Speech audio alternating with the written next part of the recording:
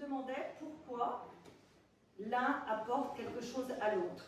Donc, en quoi l'écriture peut apporter à Daniel quelque chose dans sa sculpture, et qu'est-ce que la sculpture peut apporter à Marie-Hélène. Alors, Marie-Hélène, j'ai écouté une petite interview en mars dernier, et on parlait beaucoup de peinture. La peinture, c'est la peinture qui m'éclaire sur l'écriture. Rien n'est facile en écriture. L'écriture est un geste profond, vertigineux, jubilatoire. Manger de la peinture, nourriture essentielle. Donc, dans ces romans, il y a quand même un fond de peinture. Et sculpture? Alors, ça met à l'aise. C'est qu'un fond. Oui. Bon, sortez les pinceaux. Moi, je vais vous répondre ou dire deux ou trois choses en écho à ce que vous venez d'énoncer là, mais d'abord, je n'ai pas tellement envie d'opposer écriture et sculpture. J'ai plutôt envie de les rassembler, en ce sens que c'est la même histoire de confrontation, d'empoignade, d'étreinte, de corps à corps, vous appelez ça comme vous voulez, vous prenez la chose sous l'angle que vous voulez, mais donc il y aurait empoignade, confrontation, corps à corps, danse accordée aussi, avec la matière. En ce qui me concerne, la matière, le matériau verbal, d'ailleurs j'appelle même ça la viande, moi. La viande verbale, les mots, la langue, c'est la matière que je travaille. Et j'appelle ça viande parce que c'est étymologique. La viande, étymologiquement, c'est ce qui sert à vivre. C'est le latin vivenda. Vous voyez, donc il y a une sorte de lien comme ça, nourricier justement, hein, en ce qui me concerne, avec le terreau langue, la matière langue, et je m'en arrache, je m'en arrange, je la travaille. D'ailleurs, je parle de chantier, je parle d'établi, hein, donc bien avant de connaître Daniel Montaureau, je dois le dire, hein, j'ai toujours filé cette métaphore-là, mais c'est pas une métaphore, c'est tout sauf une métaphore. C'est-à-dire que c'est vraiment une manière d'essayer de dire au plus près, pour moi, ce qu'est le rapport au travail de la langue. Or, il y a des peintres, il y a aussi des sculpteurs, chez lesquels, plus ou moins instinctivement, parce que vous vous en rendrez très vite compte, c'est pas la peine que j'essaie de faire semblant, hein, je suis une brute hein, en matière de peinture et de sculpture, c'est-à-dire que je ne suis pas éduquée, vous voyez, je n'ai pas appris, voilà, hein, j'ai senti. Bon, c'est une manière comme une autre, mais c'est un peu la sauvage. Hein. Bon. Mais, donc il y a des sculptures que je perçois immédiatement comme relevant de cette affaire-là, de cette empoignade-là avec la matière du monde. Voilà. Et c'est Luc Lang qui m'a fait découvrir la sculpture de Daniel Montaureau, hein, puisque vous êtes tous les deux très liés. Hein. Et quand j'ai vu les premières pièces, enfin dès que j'ai vu cette sculpture-là, instinctivement j'ai ressenti qu'on était voilà, dans ce corps à corps. Bon, alors ensuite, une fois qu'on a dit ça, peut-être on va pouvoir le déployer. Mais ce que je voulais vous dire, c'est que Daniel, donc, dit volontiers, vous l'avez peut-être déjà entendu si vous avez écouté les entretiens, qui sculpte pour ne pas parler. C'est embêtant là parce que. J'ai pas dit grand-chose pour le moment. Et moi j'ai quand même envie de poser comme ça cette litanie-là. Vous allez reconnaître, pour ceux d'entre vous qui sont un peu familiers avec le travail de Daniel, parce que c'est la litanie de ses titres. Toutes ces pièces ne sont pas nommées, mais quand il les nomme, il empoigne donc cette fois-ci le même matériau que le mien, c'est-à-dire la langue. Et ça donne ça. ça donne, pour commencer, l'origine du monde.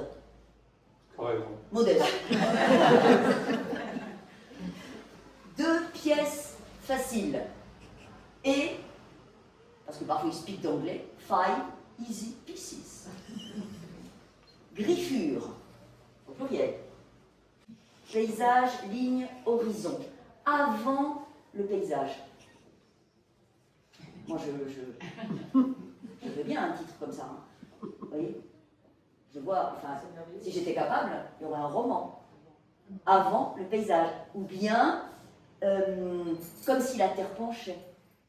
C'est que j'emprunte beaucoup mes titres à des titres, souvent du cinéma ou que je peux piquer à droite à gauche. Oui. Et quand je trouve pas de titre, ils sont sans titre. Voilà, voilà. Sans titre. Parce que c'est des titres en devenir. Parce que des fois, je les change aussi. Oui. Alors, par exemple, celui-ci, Daniel dit « Petit couple ». Mais il ajoute titre provisoire. Alors, les pierres, elles sont scarifiées. Vous l'avez vu là, au milieu, là, derrière vous. Scarifiées, trouées, étoilées et arrachées blanches, arrachées et blanches, arrachées et noires. Et celle-là, c'est pierre en suspens. Voilà. Bon. Donc pour un homme qui sculpte pour ne pas avoir à parler, je trouve que avec la langue à l'écrit, hein, ça dessine quelque chose. Donc je peux m'arrêter. Ah, je ne sais pas, mais il y a... En tout cas, si vous voulez, pour moi, quand j'ai découvert les titres, voilà, ça fait piste d'écriture. Voilà, les titres font piste d'écriture, c'est ça au fond. La solitude du chantier, enfin, je ne sais pas ce que tu vas dire à ce sujet, mais quand on va dans ton atelier, c'est une dimension très perceptible. Et ce qui me frappe souvent dans les ateliers, c'est un sentiment de relative démesure, vous voyez, entre les pièces. Hein. Par exemple, le four de Daniel, ça se visite. Hein. C'est un monument. Hein. On se dit, mais que fait ce type tout seul avec ce four? Voilà. Hein. Ben, il fait ça avec ce four. Hein. Il fait ce qu'on sait avec ce four. Et il y a une sorte de disproportion comme ça entre la puissance du travail qui va être accompli, hein, et puis la solitude. Mais pour que le travail soit accompli, il faut passer par le vertige de la solitude. Et ça, dans les ateliers, je trouve, ça s'entend. Ça se voit et ça s'entend. Non, ce que je peux dire à ce sujet, peut-être de rapport à la solitude et au vide, c'est que je travaille des fois très longtemps les pièces. C'est-à-dire que des fois, j'élabore plusieurs années. Je peux faire des petits modelages, des dessins, comme ça, que je garde et qui se révèlent des fois au bout de 3-4 ans. C'est le cas de cette pièce-là, par exemple, qui était partie d'un tout petit modelage que j'avais fait dans l'atelier. C'est juste la forme de base que j'ai gardée, je crois, au moins 3 ans, 4 ans. Et je ne savais pas trop pourquoi, et en fait, j'ai eu envie de faire cette tournée. Sans toujours trop savoir pourquoi. Mais si on savait pourquoi, on ne ferait pas peut-être. Enfin, je ne sais pas ce que tu en penses, mais j'aime bien ce que tu viens de dire sur le fait que ça pose. Parfois, il y a une forme, ou, en ce qui me concerne, vous voyez, une piste narrative comme ça, et je sais qu'elle s'ouvre dans le champ de ma conscience, mais je la laisse ouverte. J'y vais pas, j'attends. Attendre. Voilà. Et parfois ça va devenir ce que c'est devenu là, et parfois ça va devenir rien du tout. Déjà. Et on ne sait pas pourquoi. Enfin, moi en tout cas, je ne sais pas pourquoi. J'ai toujours l'impression que les autres savent davantage que moi, mais en ce qui me concerne, j'ai le sentiment que je ne sais pas et que trop savoir m'empêcherait. Mais bon, c'est peut-être un rapport trop brut au travail, je ne sais pas. Oui, en même temps, on a la sensation de communiquer avec d'autres choses, enfin, au sens large, que ce soit d'autres personnes, même si on ne les a pas directement. On a l'impression d'avoir un échange beaucoup plus large. La peinture m'a beaucoup apporté, et parce qu'elle m'a communiqué des choses. Donc j'ai l'impression d'avoir communiqué avec ses peintres, ses sculpteurs. C'est important, ça me semble être des éléments essentiels. Et quand tu dis communiquer, ça veut dire c'est une nourriture, c'est un terreau, c'est un repoussoir, c'est... Non, j'ai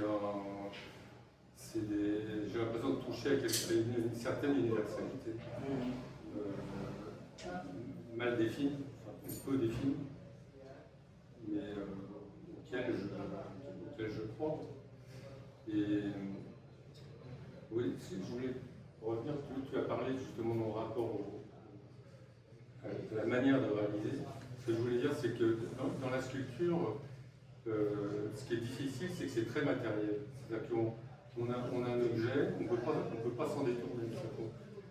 On a l'objet, on a le vide à côté. Et l'objet et le vide ne semblent pas communiquer.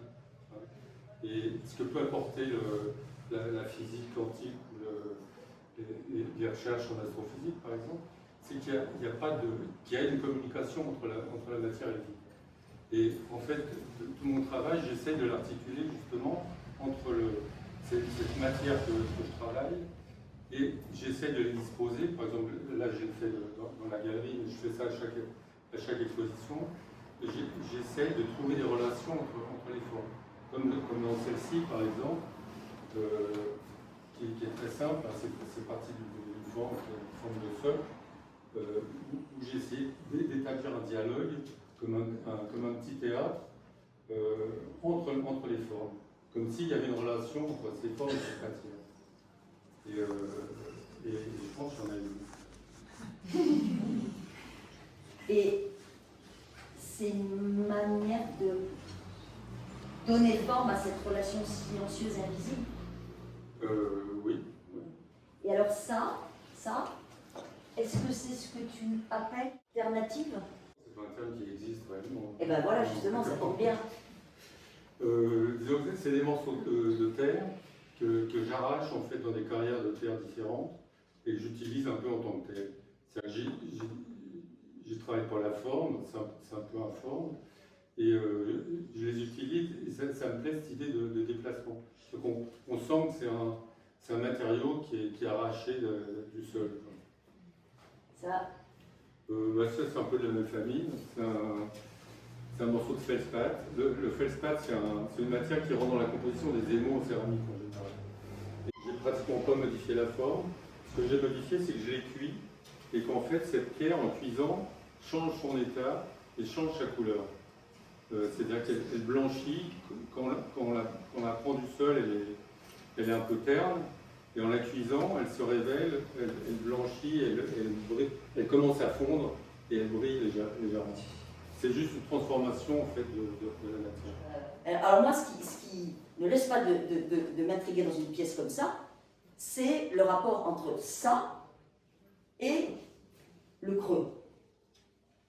Et je ne sais pas si tu peux nous dire quelque chose là-dessus. Parce que, et ce creux-là, Daniel, celui-là, là. Oui. Ça, à l'origine, c'était des empreintes de pierre que je retirais. Et c'est comme un vide ou une forme complètement opposée. C'est comme un peu comme en photographie, il y a le positif et le négatif. Je crois que tous les sculpteurs, on travaille beaucoup avec des moules. Et le travail avec les moules, justement, c'est de travailler sur les formes et d'avoir l'inverse en négatif. Et les moules, c'est toujours très beau. Un moule de corps, par exemple, on voit la forme d'un corps à l'intérieur. Et c'est fascinant, quoi. Et mon travail, ce que je peux dire aussi, c'est que j'ai à l'origine un amour des formes, des matières, des couleurs, et donc j'ai travaillé des formes plus figuratives ou plus représentatives. Et en fait, je m'en suis éloigné complètement parce qu'on ne peut plus se détacher de l'image qui est créée à ce moment-là. Et donc, je préfère travailler justement dans des formes qui font pas référence.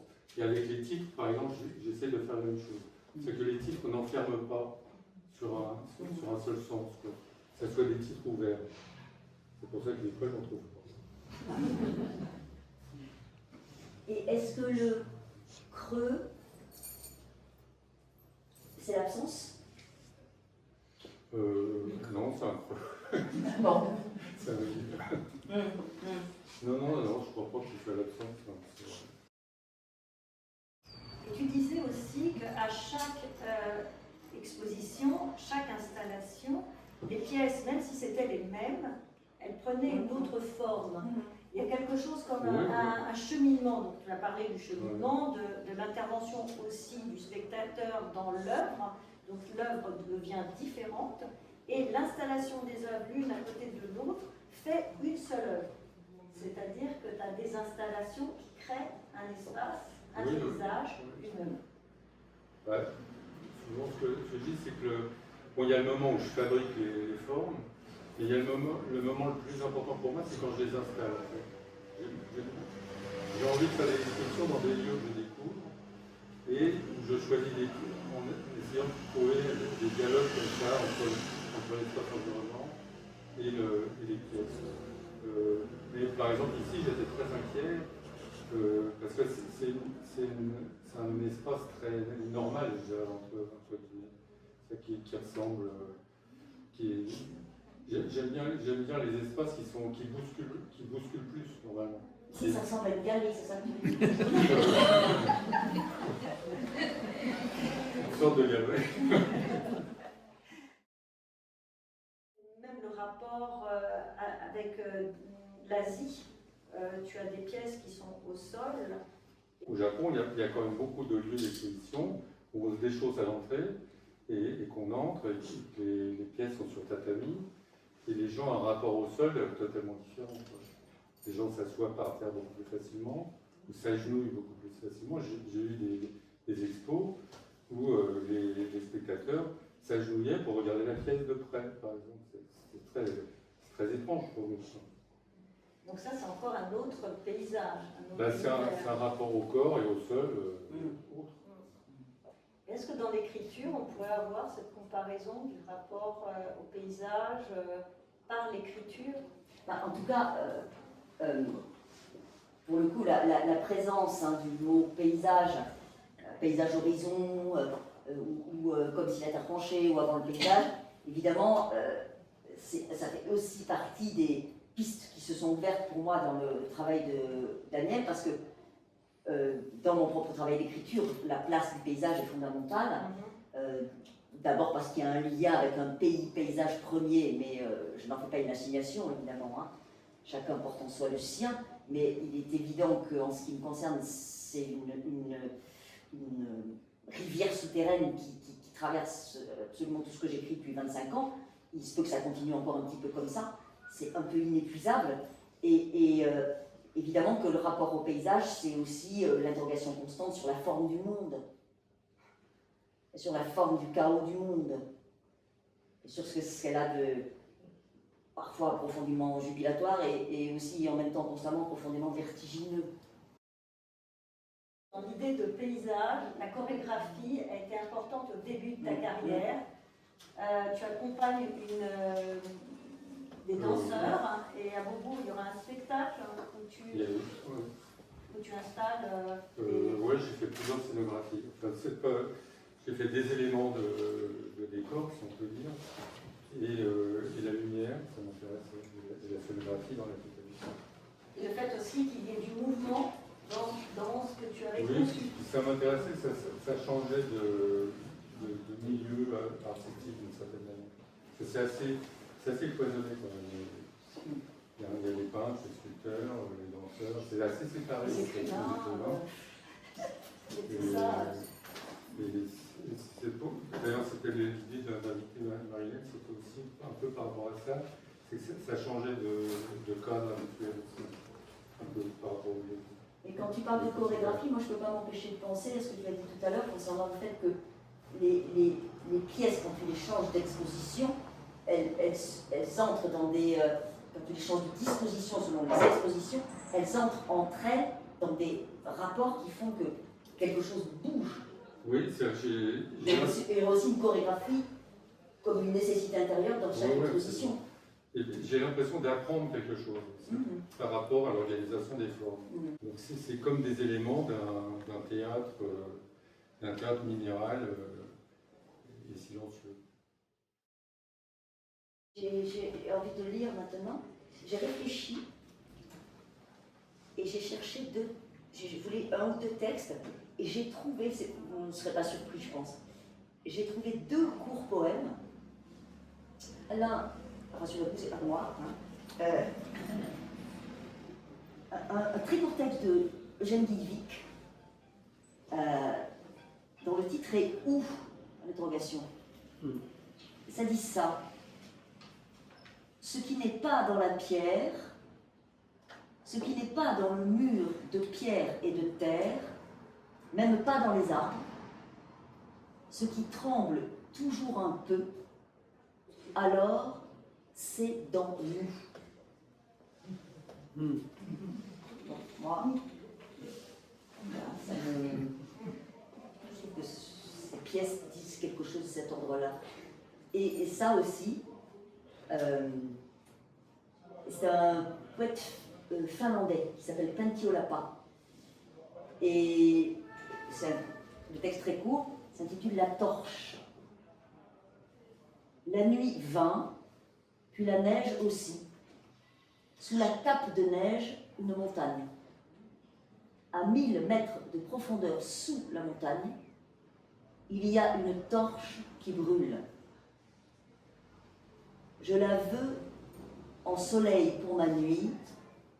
Je veux l'impossible absolument. Point. L'impossible absolument. C'est un titre magnifique.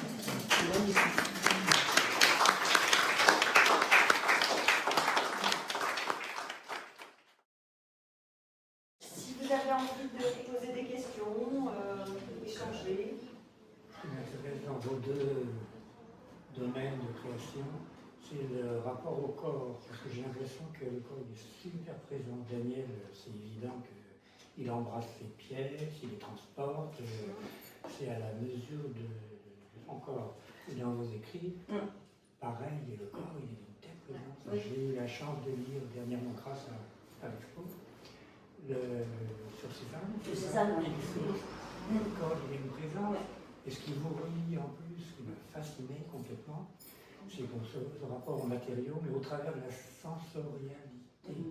Là, tous les 2, vous avez un rapport au monde complètement sensoriel. Étonnant. Et ça monte à la tête après. Oui, ça fait bien ça. Je veux dire un mot là-dessus, parce que on n'a pas parlé, parce que je travaille beaucoup la terre cuite, donc ça s'apparente à la céramique. En général, les céramiques, c'est plutôt des petits objets, des bibelots, comme l'a dit. Et j'ai toujours essayé de faire justement des objets qui se confrontaient au corps très directement, et de dimension humaine, de manière qu'il y ait... Et je suis très, très attaché à ça. En plus, la terre, c'est quelque chose qui se modèle, c'est une seule matière comme ça qui se pétrit. Et j'ai toujours envie que ça soit une échelle comme ça auquel on se confronte, que ce soit moi ou le visiteur.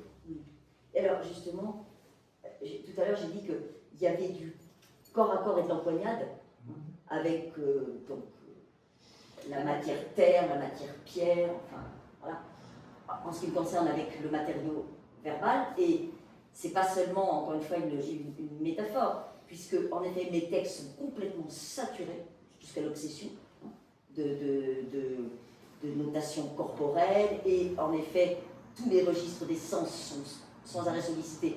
J'ai coutume de dire les 5 qui existent et tous les autres qui n'ont pas de nom. Et il faudrait littéralement que le lecteur soit assiégé, voilà, c'est-à-dire travailler lui-même au corps et traverser, un peu acculé même éventuellement.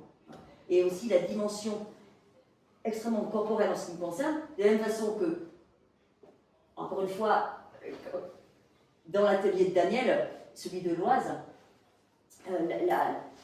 je trouve qu'on voit à quel point, voilà, ça demande une présence physique, un engagement physique et aussi une compétence, bien sûr, hein, maîtrise de techniques qui, à moi, me paraissent totalement... mais bon, en ce qui me concerne, c'est pas étonnant, hein, mais il me semble que c'est d'une haute technicité, sans virtuosité gratuite, mais d'une haute technicité. Donc, ça demande d'y aller.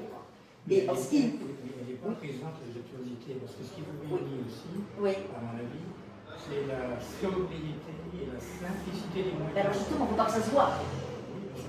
Ah voilà, ben non. Voilà. Mais le résultat, quand même, fait que vous vous ressemblez dans votre manière de créer. Il ne faut pas que ça sente l'effort, vous voyez, hein. Et puis voilà, que si on déploie, en effet, par exemple, en ce qui me concerne la virtuosité syntaxique ou lexicale, je vais faire du texte orné, je vais pondre de la belle phrase au kilomètre, mais c'est pas ça que je voudrais faire, hein. Voilà. Et surtout, je vais ajouter du bavardage au bavardage. De la même façon que le monde est encombré d'objets, il est aussi encombré, hein, de formes verbales inutiles. Hein. Voilà. Donc, et superfétatoire, qui littéralement nous étouffe, quoi. Parfois même jusqu'à nous priver de voix, hein, et obscurcir le sens. Donc, évidemment que je voudrais ne rien ajouter à ça, hein. Et ce que je voulais dire aussi, pour terminer sur cette question du corps, c'est que, évidemment, je ne me mets pas du tout en jeu physiquement de la même façon dans le travail d'écriture que Daniel a à se mettre en jeu quand il empoigne ce que vous imaginez, hein. Mais en ce qui me concerne, j'écris beaucoup avec le corps, parce que j'écris à voix haute. Donc, ça veut écrire à voix haute, ça veut dire respirer la phrase, hein. Ça veut dire la faire monter de là, hein, avec la colonne d'air, vous voyez, et ça engage tout le corps. Ça me passe littéralement par le corps. Votre écriture engage spécialement la vue, parce que tout, c'est du visuel qui sort de vos mots. Il n'y a que du visuel. On voit tout. C'est pas possible. On ne veut pas utiliser le cinéma, c'est pas possible. Tout est là. Flaubert. Pardon. Flaubert. Ah ben, on y voit tout, hein. C'est lui le boss, hein, ça, c'est sûr. Mais ça, c'est impressionnant, la manière. C'est pas trop. Vous vous adressez spécialement au regard et au corps. Alors, moi, je ne sais pas, hein, peut-être que certains vont être heurtés par ça, mais je ne sais pas ce que tu en dirais, Daniel, mais moi, je pousse le bouchon un peu plus loin, enfin, pas un peu plus loin, mais je dis volontiers, dans mon rapport à l'écriture, au matériau verbal, que ça n'est rien moins qu'une tentative d'incarner le monde. Je voulais te répondre aussi, tu parlais de moyens simples. Effectivement, j'ai toujours eu ce désir par rapport à la céramique, par exemple, hein, qui est très remis en avant maintenant, enfin depuis quelques années, ces dernières années, avec beaucoup d'effets, des mots, des murs en tout genre. J'ai toujours revendiqué d'avoir des moyens simples. Par exemple, c'est de la terre où il y a peu de matière, il n'y a pas de matière. Par exemple, au départ, je n'ai pas construit un four à bois parce que je trouvais que les cuissons au bois étaient trop racoleuses d'une certaine manière. Dans la séduction. Dans la séduction. Et les gens aiment beaucoup la céramique à cause de ça. Et la séduction. Et donc, j'ai toujours essayé d'utiliser les moyens simples. Enfin, les artistes, souvent, qui m'intéressent sont des gens qui travaillent le minimum de moyens. Quoi. Merci. Merci. Merci.